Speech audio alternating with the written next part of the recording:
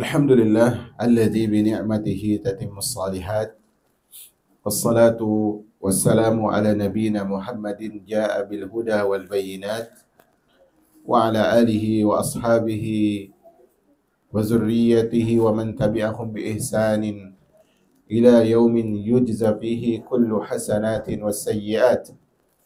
Qala Allah Ta'ala ya ayyuhalladzina amanu taqullaha haqqa tuqatih ولا تموتن إلا وأنتم مسلمون فإن أصدق الحديث كتاب الله وخير الهدي هدي محمد صلى الله عليه وسلم وشر الأمور محدثاتها فإن كل محدثة بدعة وكل بدعة ضلالة وكل ضلالة في النار. أما بعد اللهم إنا نسألك علما نافعا ورزقا طيبا وعملا متقبلا اللهم انفعنا بما علمتنا وعلمنا ما ينفعنا وزدنا علما اللهم لا سهل إلا ما جعلته سهلا وأنت تجعل الحزن إذا شئت سهلا. أما بعد Ma'asyiral muslimatil karimat yang dimuliakan, dirahmati oleh Allah Subhanahu wa taala.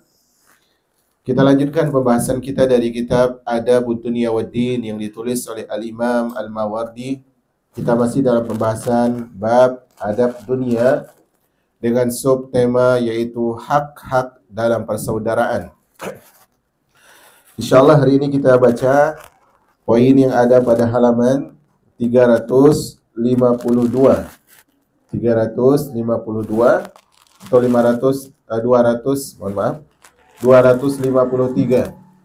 253 yaitu pada bait setelah syair. Ingat pembahasan kita masih tentang hak-hak persaudaraan. Apa sih hak saudara seiman? Apa sih hak sahabat? Apa sih hak teman? Di sini beliau sebutkan hak persaudaraan hanya mengharuskan pengerahan kemampuan untuk menasehati dan berusaha habis-habisan menjaga hak hubungan persaudaraan. Hal ini bukanlah berlebihan meskipun habis-habisan, sehingga kondisi dua orang yang bersaudara sama, baik jauh tidak terlihat maupun dekat terlihat. Jarak orang yang jauh tidak lebih utama dan lebih dari jarak orang yang dekat. Karena keutamaan dekat dan kejauhan adalah kehinaan, keutamaan jauh dari dekat adalah kemuliaan, kesamaan keduanya adalah pemeliharaan. Di poin ini penulis Al-Imam Al-Mawardi rahimahullah, beliau ingin menjelaskan bahwa ketahuilah wahai pembaca bahwa di antara hak yang harus dipenuhi oleh seorang saudara kepada saudaranya, seorang saudari kepada saudarinya, seorang teman dan sahabat kepada teman dan sahabatnya adalah di antara hak temannya dia adalah harus semaksimal mungkin menasehati sahabatnya kalau salah. Inilah konsekuensi dari persahabatan. Inilah konsekuensi dari pertemanan. Sampai-sampai beliau sebutkan di sini pengerahan kemampuan dan berusaha habis-habisan menjaga hubungan persaudaraan ini. Karena kalau kita lihat penjelasan kita sebelumnya, kita dapatkan bahwa di antara sebab berpisahnya dua sahabat, sebab tidak akur lagi dua teman dan saudara, itu adalah karena dosa yang terjadi oleh satu di antara keduanya atau bahkan oleh keduanya. Maka untuk menjaga pertemanan, untuk menjaga persahabatan, untuk menjaga persaudaraan, ketika ada salah satu di antara dua sahabat ini, dua saudara ini melakukan kesalahan, di antara hak yang harus diberikan oleh sahabat yang tahu sahabat yang salah adalah dia nasihati sahabat yang salah itu. Ini poin ini dipegang dulu. Nanti beliau akan bahas poin yang kebalikan di pembahasan selanjutnya. Atau di paragraf selanjutnya. Jadi kalau ada teman yang salah, kita harus semampu mungkin menasehatinya. Dan kalau bisa, nasihat itu yakinkan dia bahwa nasihat ini adalah tujuannya untuk menjaga hubungan ini agar semakin baik. Tapi ingat, kata beliau, dalam perhubungan itu, yaitu dalam hubungan saudara, teman, dan sahabat, itu yang menjadi tolak ukur baiknya kita bukan saat teman dekat dengan kita, Sementara saat teman jauh, kita lupa kepadanya.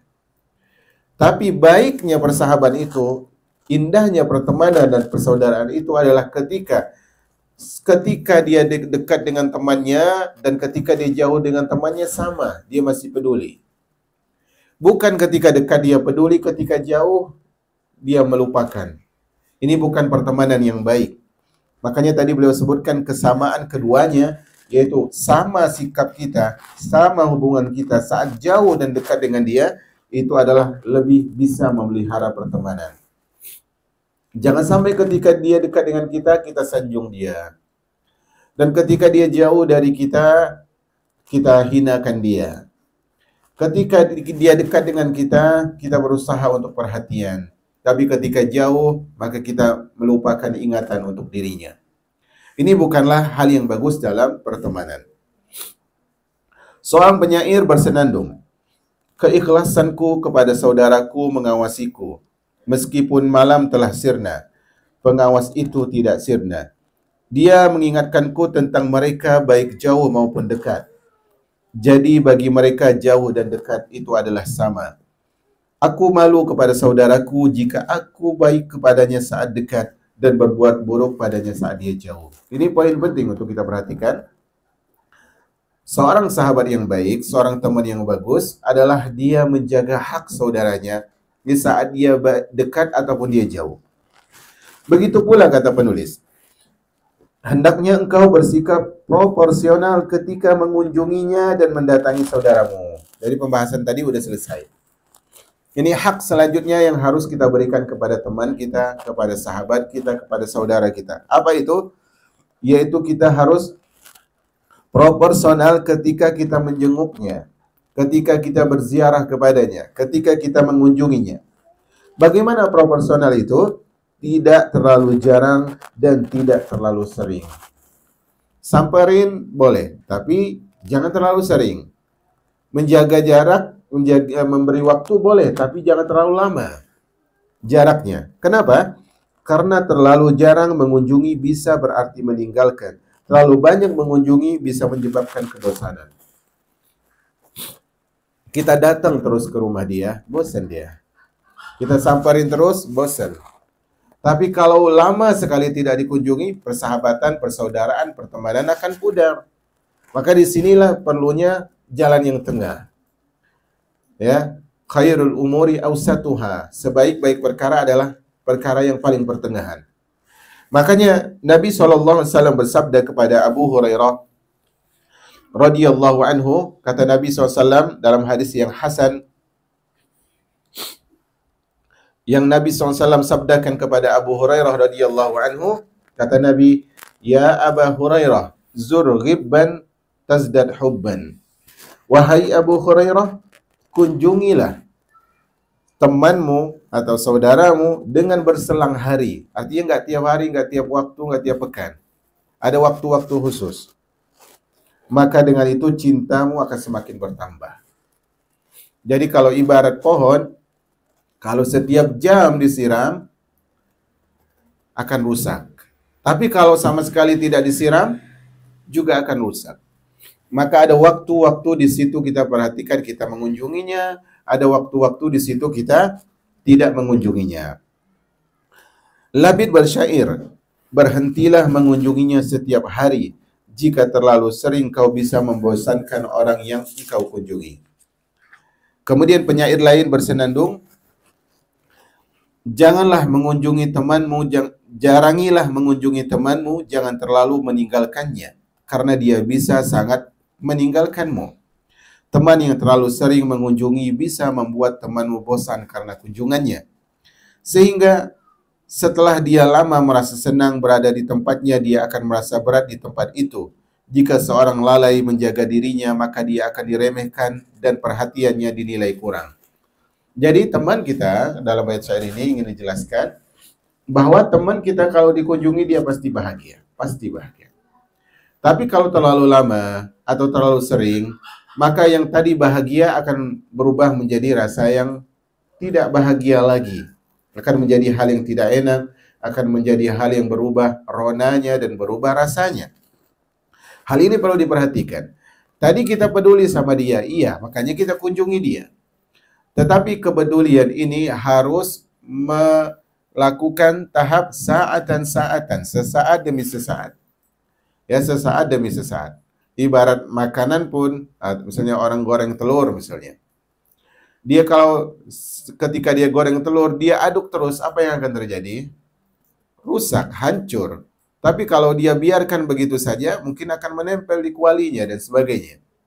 Maka dia kadang dia bolak-balik, tapi tidak seterusnya.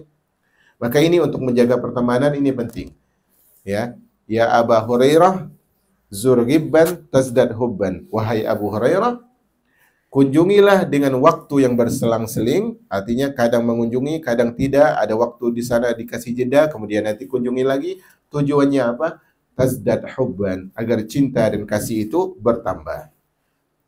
Kemudian hak lain yang harus diperhatikan, yang ini juga merupakan hak teman dan hak sahabat, dan hak dalam persaudaraan adalah, kata penulis, begitu juga perilaku menegur teman. Tadi di halaman 253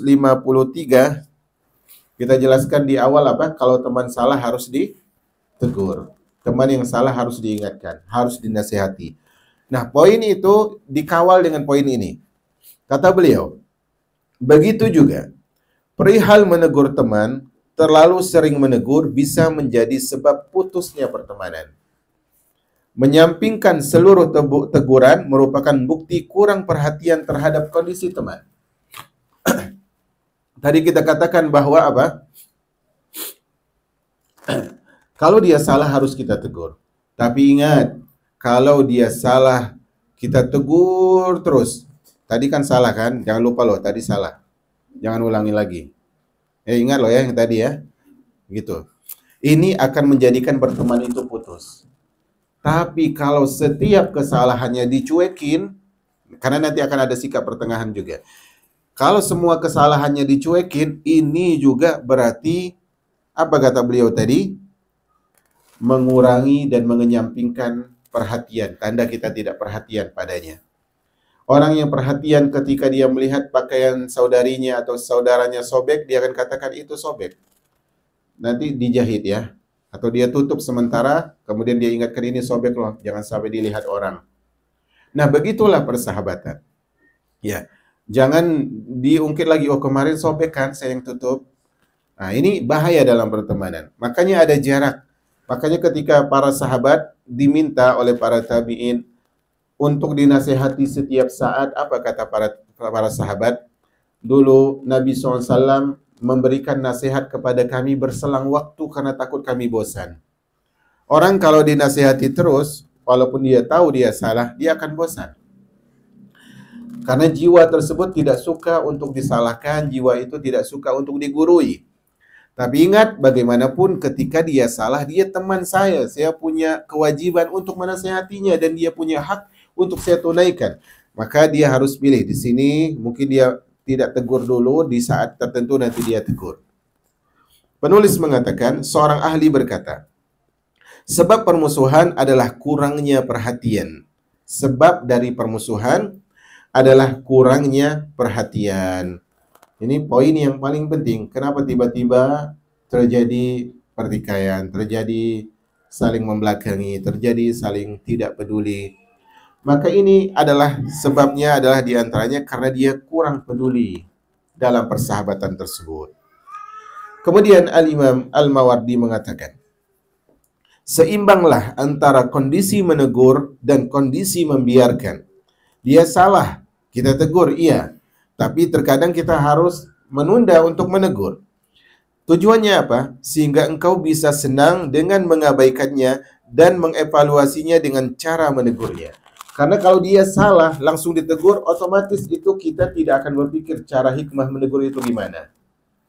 Tapi kalau kita ambil strategi, kalau kita mengambil strategi berarti kita butuh waktu untuk berpikir, butuh waktu untuk menyusun, ini nasihatnya akan sampai insyaallah jalla fi'ula kepadanya. Jadi dengan kita tidak semena-mena menegur, tetapi kita ulur waktunya, itu adalah sebuah strategi supaya gimana dia tidak takut ketika ditegur, tidak merasa risih ketika ditegur, dan ketika dia dinasihati dia bisa menerima. Jika kesenangan dan evaluasi berkumpul, maka tidak akan membuat saling menjauh dan tidak akan menyisakan amarah. Jadi kalau ada teman salah, kemudian kita ketika salah tidak langsung kita lakukan peneguran, kita ambil cara dulu bagaimana momennya, waktunya, keadaannya, kapan. Insya Allah dia kalau dinasihati akan semakin sayang kepada kita, akan semakin peduli kepada kita, dan dia tidak akan marah. Salah satu ahli hikmah berkata, janganlah engkau terlalu sering menegur saudaramu. Jika itu kau lakukan, maka amarahmu terasa ringan bagi mereka. Ini poin penting. Orang kalau terlalu sering ditegur, biasa itu. Omongan akan dianggap apa? Biasa. Ibarat anak kecil lagi main sama teman-temannya, tiba-tiba dipanggil oleh ibunya. Temannya akan bilang tuh ibu memanggil, paling biasa. Karena apa? Keseringan. Sesuatu kalau sering dinasehatin, itu menjadi tidak mempan. Ibarat apa? Orang keseringan minum antibiotik, apa yang terjadi? Antibodinya lemah. Antibodinya menjadi lemah.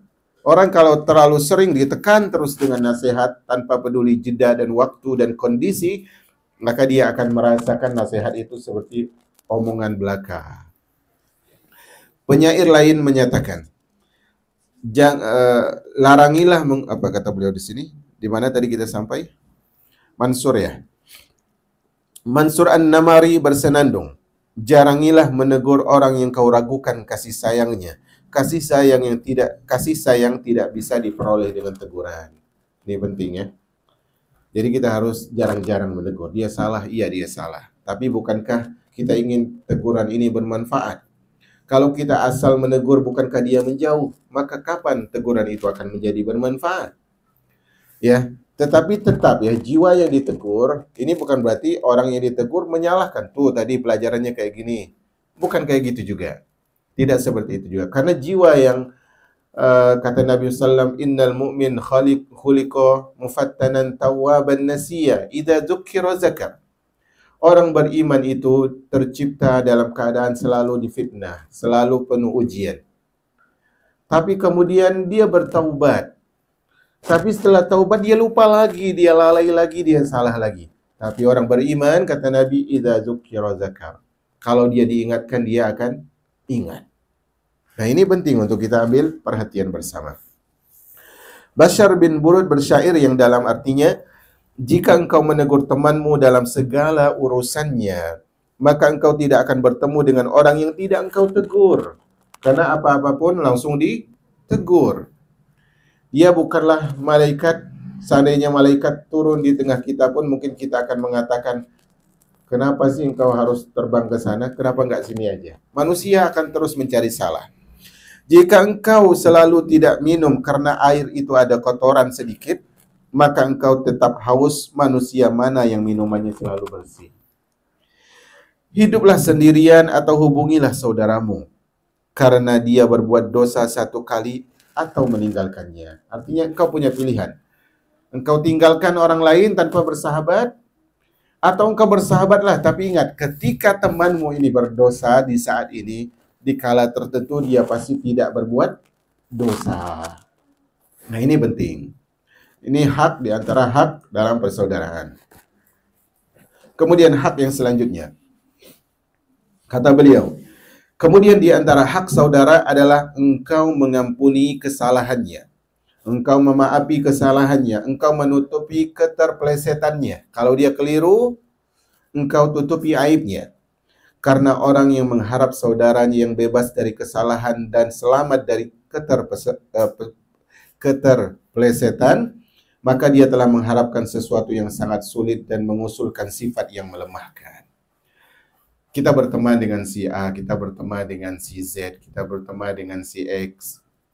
Ya. Ketika kita berteman dengan dia dapat salah. Kadang kesalahan itu bukan kesalahan kepada orang lain, tapi kesalahan pada kita. Ketika kesalahan itu dia perlakukan kepada kita, di antara sifat kita sebagai teman, saudara, dan sahabat adalah kita perlu untuk memaafinya.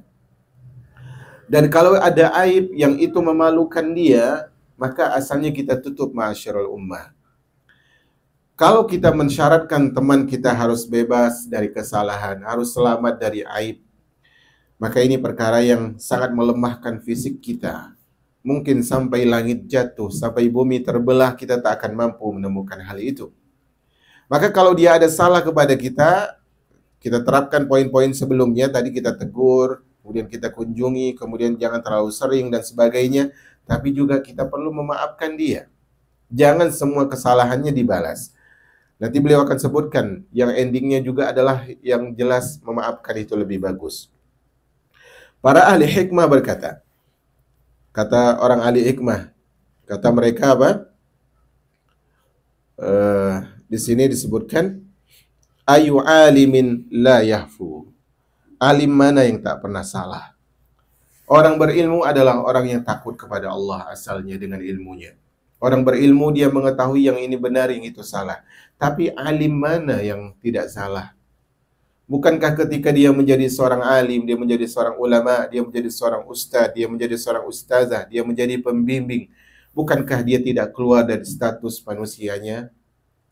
Bukankah dia adalah orang yang disamperin, dihampiri oleh keletihan, dan bukankah dia juga mengalami keberatan hati, kesulitan jiwa dan sebagainya?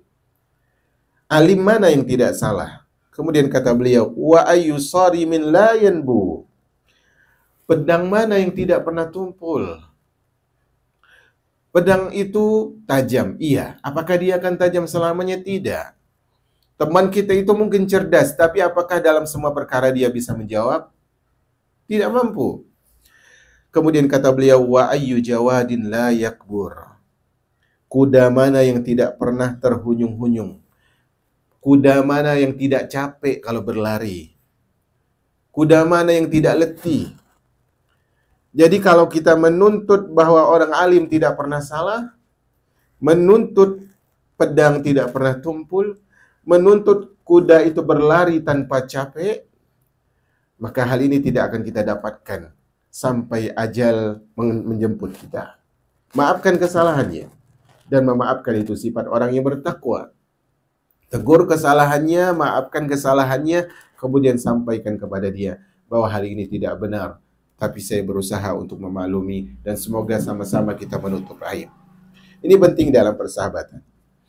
Mereka berkata, yaitu orang-orang bijak, barang siapa yang berusaha mendapatkan teman yang tidak tergelincir dan selalu bersenang hati, maka dia seperti orang yang tersesat di jalan. Enggak akan ketemu dia. Setiap kali dirinya merasa bertambah capek, maka dia semakin jauh dari tujuannya, karena dia mencari sesuatu yang tidak ada. Letih dia, semakin kehilangan jejak. Letih dia, semakin jauh dari tempat kembali. Ada seorang bertanya kepada Khalid bin Sufwan. Khalid bin Sufwan.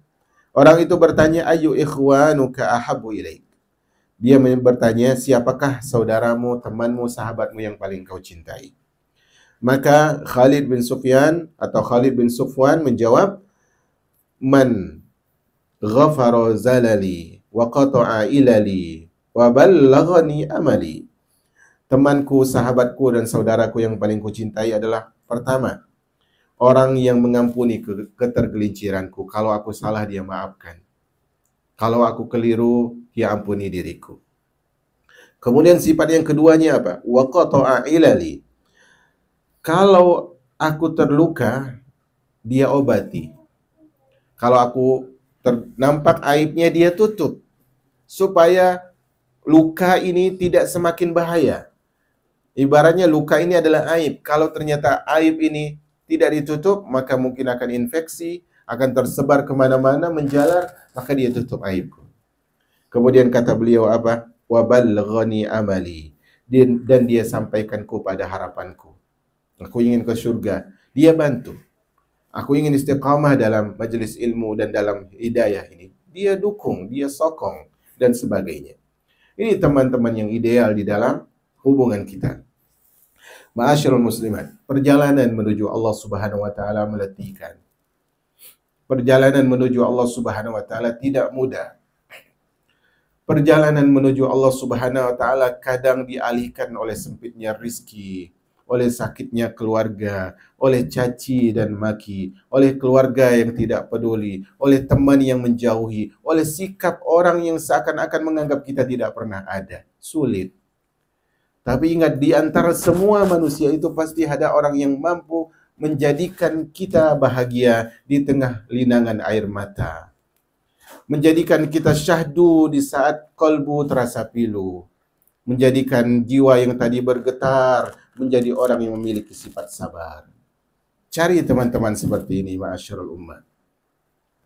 Teman yang kalau kita salah,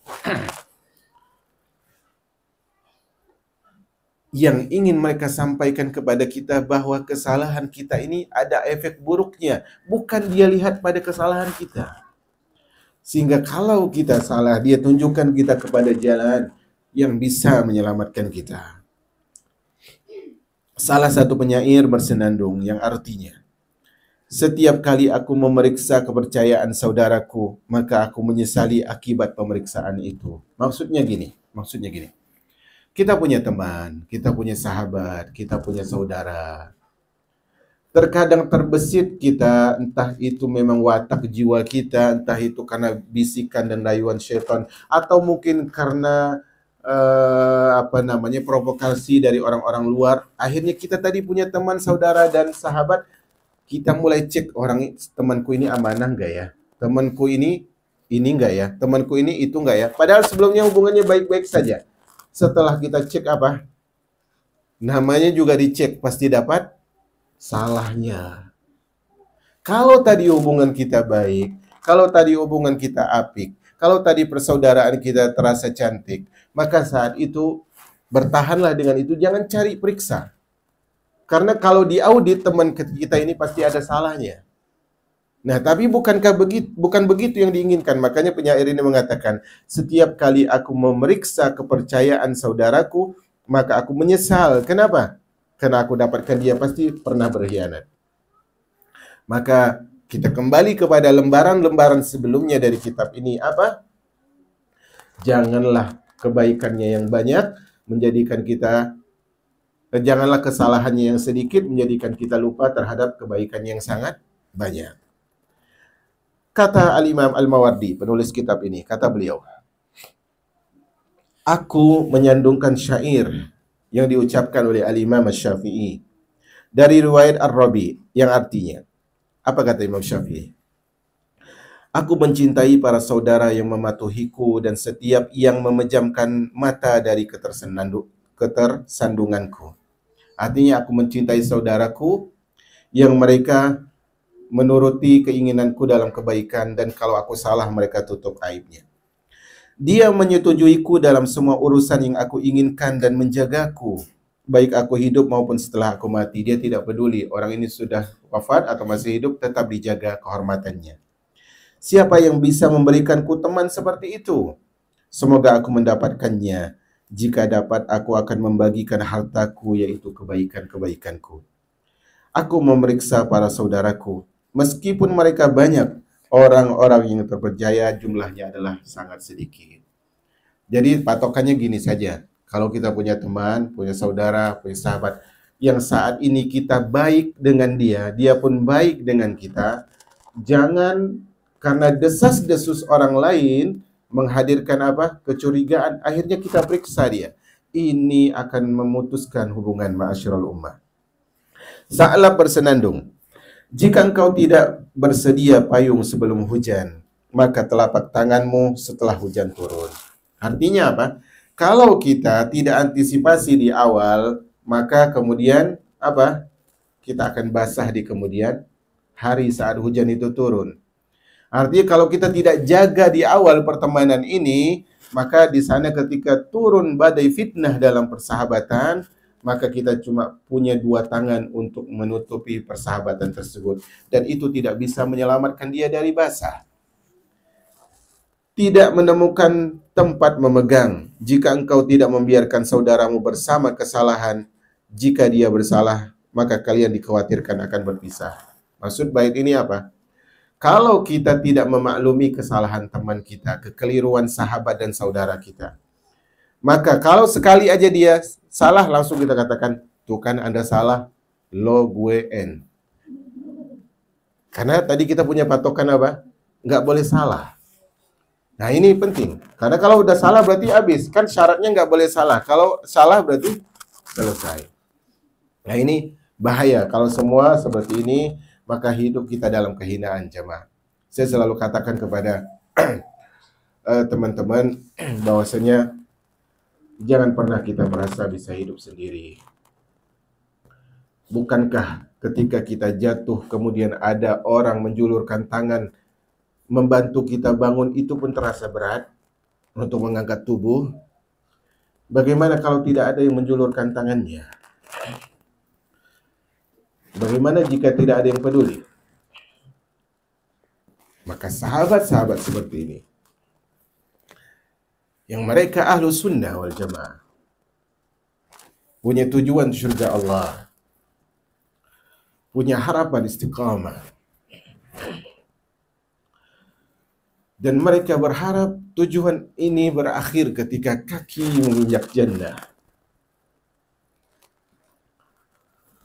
Teman seperti ini dijaga walaupun kita kadang harus terluka bersamanya. Bukankah untuk memetik mawar kita harus terkadang terkena duri? Bukankah untuk meneguk manis dan manfaatnya madu kadang kita harus tersengat lebah? Bukankah untuk melihat indahnya awan kita harus mendaki puncak gunung? Melihat indahnya lautan kita harus menyelam dalam kedalaman? Letih menaiki puncak gunung, jemaah. Tertekan, gendang telinga ketika harus menyelam. Tapi apa yang dirasa? Keindahan. Seorang pasien yang sedang berusaha sembuh, bagaimana dia akan sembuh kalau dia menolak suntikan atau tidak mau menelan obat yang pahit? Untuk mendapatkan sesuatu yang indah, kita harus ingat bahwa segala sesuatu yang indah, dia harus punya konsekuensi yang bernama letih dan lelah.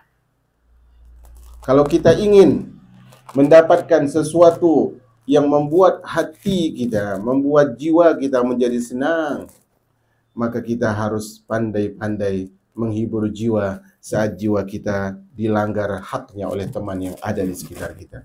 Dia teman saya. Dia salah, iya dia salah. Saya pun tahu saya pernah salah kepada dia. Bagaimana pertemanan ini tetap dalam garisnya? Perhatikan sifat-sifat yang disebutkan oleh beliau tadi. Al-Asmu'i mengisahkan ucapan salah seorang badui. Kata beliau, pura-pura lupa terhadap kesalahanmu, maka kasih sayang mereka akan kekal. Maksudnya adalah bukan sama sekali tidak menegur. Tapi kadang kalau ada teman kita salah sama kita, ini bukan kesalahan dia pada orang lain ya, tapi salah dia pada kita, kadang kita cuek saja. Tujuannya apa? Supaya kita tetap mempertahankan hubungan baik dan suatu saat kita bisa tegur dia dengan cara yang baik dan dia bisa menjadi insan yang lebih baik. Salah satu orang yang beradab menasihati saudaranya. Apa kata dia? Jagalah kasih sayang meskipun engkau tidak menemukan penjaganya. Jagalah kasih sayang walaupun tidak menemukan penjaganya. Kalau kita punya hubungan kasih dan sayang, cinta dan peduli dengan teman, dengan sahabat, dengan saudara-saudari, maka saat itu kita yang menjaga walaupun orang lain tidak mau peduli. Karena kita ingin menjadikan hubungan ini adalah hubungan yang akhirnya indah, yang ujungnya manis. Kalaupun orang tidak peduli saat ini, mereka akan tahu di kemudian hari. Hubungilah teman dekatmu meskipun dia tidak menghubungimu. Maka di sana tidak peduli orang putus kontak dengan kita, mereka tidak mau balas pesan kita, yang penting kita tanyakan apa kabar. Semoga Allah selalu menjagamu.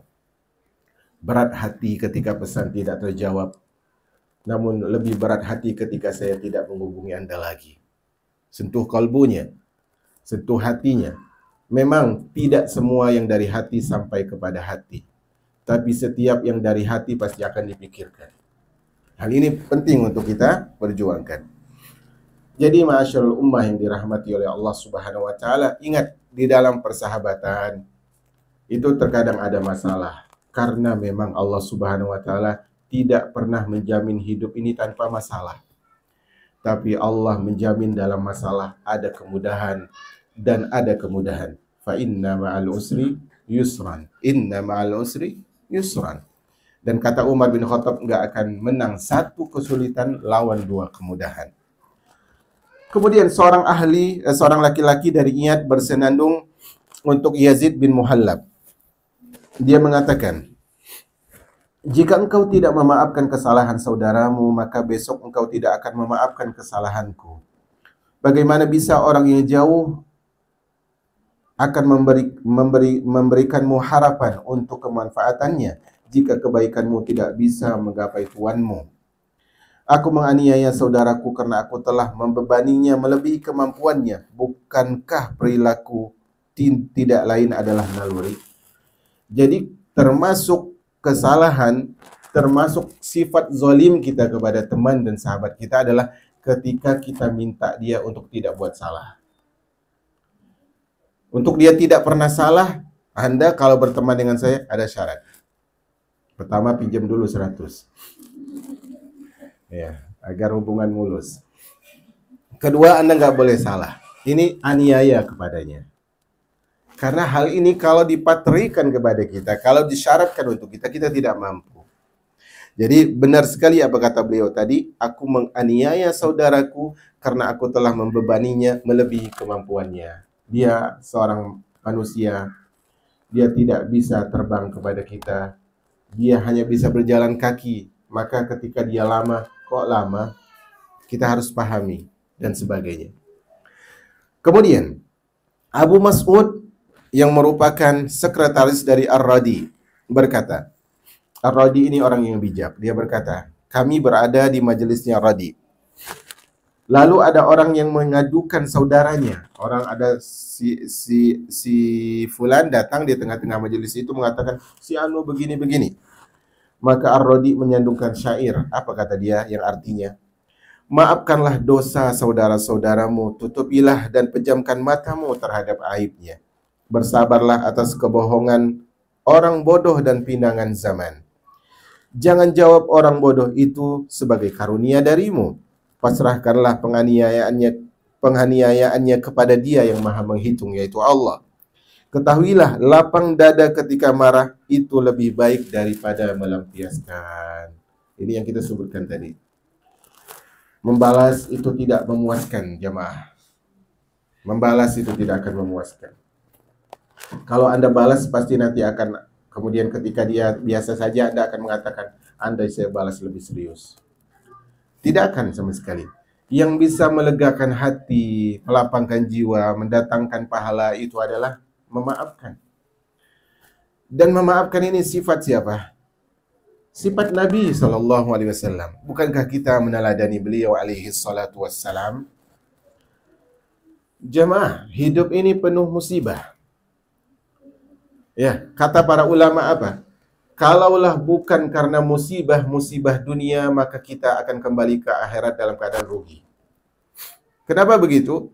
Karena ibadah kita nggak banyak. Kita harus jujur. Kita nggak rajin-rajin amat belajar. Kita nggak rajin-rajin sekali puasa. Kita juga bukan orang yang kuat sholat malam. Kita bukan orang yang banyak sedekahnya. Makanya para ulama mengatakan, kalau bukan karena musibah yang ada di muka bumi, kita akan kembali ke akhirat dalam keadaan merugi. Karena sedikitnya pahala kita, banyaknya dosa kita. Sementara musibah itu, kata Nabi SAW, la yazalul bala'u bimri'in hatta yamshi 'alal ardi wa laysa 'alaihi al-khati'ah. Kata Nabi, senantiasa musibah, ujian, cobaan, cabaran itu menimpa manusia. Sampai kapan? Sampai Allah ingin dia berjalan di muka bumi sehingga dia tidak punya dosa lagi. Ini yang Allah Subhanahu wa taala inginkan dari kita.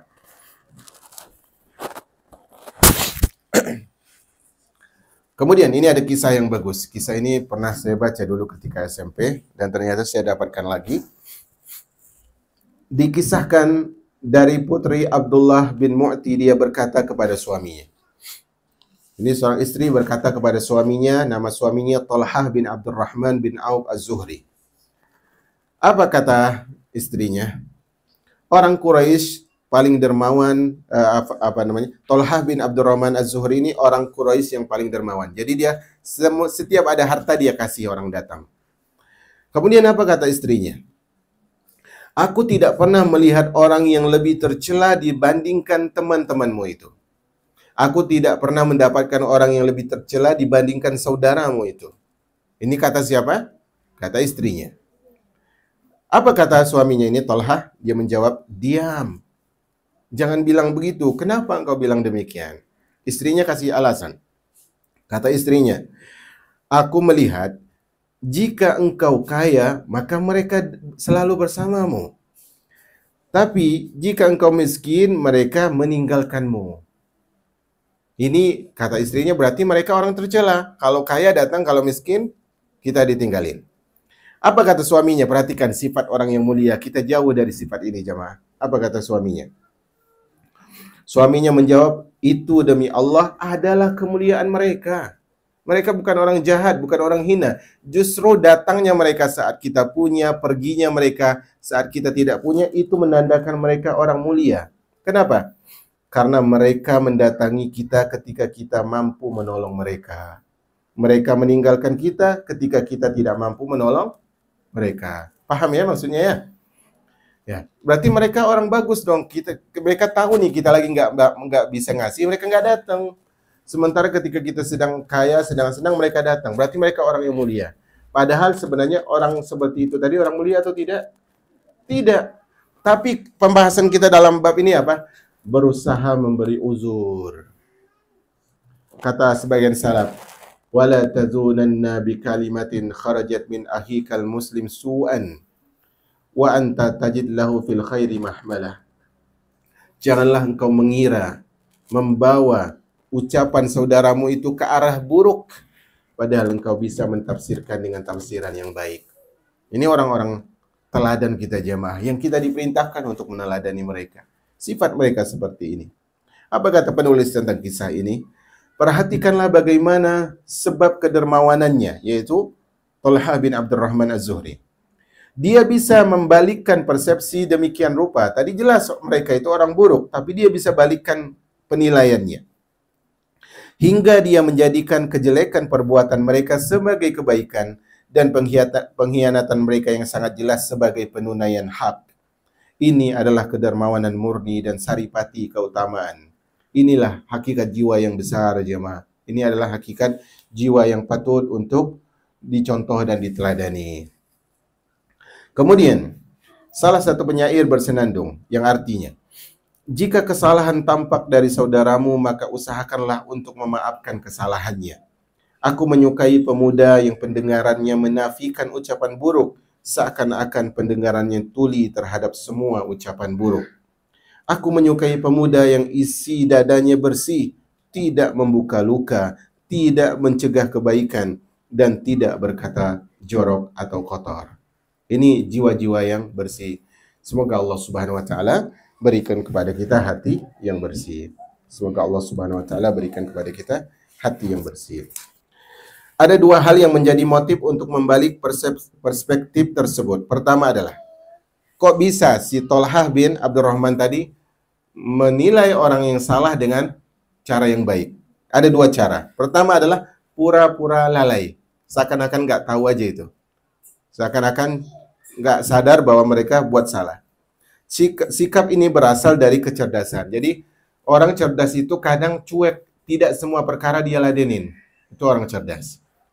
Kedua, keharmonisan yang lahir dari kesetiaan. Orangnya supel, orangnya harmonis, orangnya dia tahu si anu buat salah pada dia, tapi dia tetap berbuat baik. Ya, salah satu alikmah berkata, aku menemukan mayoritas urusan dunia tidak bisa dihadapi kecuali dengan cara pura-pura lalai. Ini pegang ibu-ibu, akhlak ini. Akhlak pura-pura tidak tahu terhadap kesalahan orang kepada kita itu nikmat sekali. Nikmat sekali. Bahkan dulu sebagian salaf ketika ada orang datang untuk melaporkan orang lain yang mencelanya, dia katakan, jangan ceritakan, saya khawatir saya membenci dia. Ini penting jemaah. Barang siapa yang kemudian apa? Aksam bin Saifi berkata, barang siapa memberatkan Barang siapa yang memberatkan, maka dia membuat lari. Barang siapa yang pelan-pelan, maka dia akan mengharmoniskan. Jadi setiap kesalahan dititik beratkan terus. Ini akan membuat orang takut, menjauh dan sebagainya. Kemuliaan ada pada pura-pura lalai. Oh, si Anu sebenarnya saya tahu dia buat salah sama saya. Saya tahu dia memfitnah saya. Saya tahu dia buat isu dan ini, isu dan itu. Tapi ya sudah, kita pura-pura tidak tahu saja. Toh kalau kita seperti dia, kita sama dengan dia. Maka pura-pura lalai itu menenangkan hati. Syabib bin Syaibah berkata, tidak diragukan orang yang berakal adalah orang yang cerdas dan pura-pura lalai. Jadi orang yang pandai itu, orang yang tidak semua keburukan orang ditanggapin. Enggak. Semua tuduhan orang, fitnah orang ditanggapin. Enggak. Kadang ada hal yang orang menyebarkan tentang keburukan kita, entah itu benar atau itu palsu, tidak perlu ditanggapin. Jangan kita mengipas bara yang dia tebarkan. Karena anjing kalau menggonggong, lama-lama akan capek sendiri. Itu diucapkan oleh penyair. Kemudian At-Ta'i bersyair, orang bodoh bukanlah orang yang mulia di kalangan kaumnya. Maksudnya adalah orang bodoh tidak akan jadi pemimpin. Tetapi orang yang mulia adalah di kalangan kaumnya adalah orang yang pura-pura bodoh. Tapi pemimpin itu adalah orang yang kadang dia perhatikan, kadang dia cuek. Ini penting, sifat cuek. Kadang bukan kita tidak tahu ya orang berbicara tentang aib, tetapi memang kita berusaha menjadi orang yang cerdas. Karena kalau semua yang lewat kita gonggong, maka berarti kita orang yang tong kosong, nyaring bunyinya, tidak berisi. Abu Atahiyah bersyair, persaudaraan yang sehat dan teman yang dekat, yang setia itu sedikit di kalangan manusia. Perlakukanlah manusia semampu mereka, meskipun kurang, jika tidak, maka engkau tidak akan mempunyai teman dekat. Hiduplah sendirian jika engkau tidak bisa menerima kesalahan dan tidak bisa memaafkan ketergelinciran. Kita diciptakan, perhatikan ibu-ibu, ini mohon maaf sekali. Kita diciptakan dari satu ayah dan ibu, hanya saja menyelidiki kesalahan orang lain adalah warisan ibu kita. Maksudnya adalah gini, jangan bersikap seperti keumumannya wanita, yaitu apapun kesalahan akan lebih nampak daripada kebaikan.